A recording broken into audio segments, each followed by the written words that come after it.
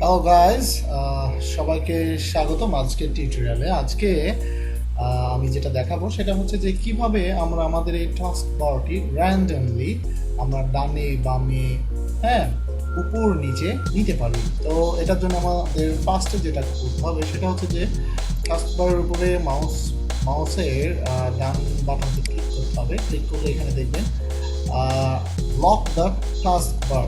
তো lock the task বারের পাশে একটি টিক চিহ্ন দেওয়া আছে, দ্যাটস মিন এটা এখন আপনার লক অবস্থাতে আছে, অর্থাৎ আপনি এটা টেনে যদি এখানে দেওয়ার চেষ্টা করেন এটা যাবে না। এখন যদি আপনি এখান থেকে লকটা উঠিয়ে দেন, অর্থাৎ এটা ক্লিক করলে লক উঠে যাবে। দেখতে পাচ্ছেন লক উঠে গেছে। তো লক উঠে যাওয়ার পর আমরা যদি এটা জানে নিই, জানে যাবে।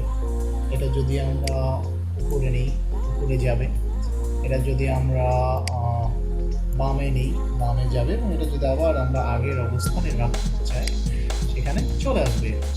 সো এইভাবে আমরা আমাদের যে টাস্কবার আছে, টাস্কবারটা আমরা যেখানে ইচ্ছে সেখানে নিতে পারি। তাছাড়া আমরা আরও বেশ কিছু জিনিস হালনাগাদ করে আমরা এটা করতে পারি। আমরা এটা মোটা করতে পারি, তাই না, বড় করে রাখতে পারি।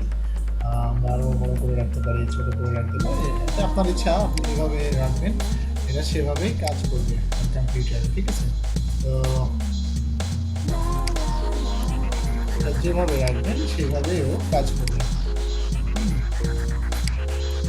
বড় ছোট রাখা যায়।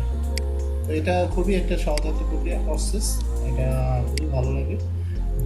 অনেক সময় কারোর মন চাইতেই পারে যে তার কি অনেকের মন চাইতেই পারে যে ডেস্কটপটা একটু কী বলে টাস্কবারটা একটু আমরা ডান সাইডে নিই বা বাম সাইডে নিতে পারি, তাই না। তো এভাবে আপনারা আপনার টাস্কবারটা ডান সাইড বাম সাইড যেটা যে সাইডে ইচ্ছা সেই সাইডে নেওয়ার পরে এটার উপরে আপনি আবার লক করে দেবেন, স্ক্রিন লক করে দেবেন। তাহলে দেখবেন সব আবার ঠিক হয়ে গেছে। তো এটাই ছিল এখনকার জন্য।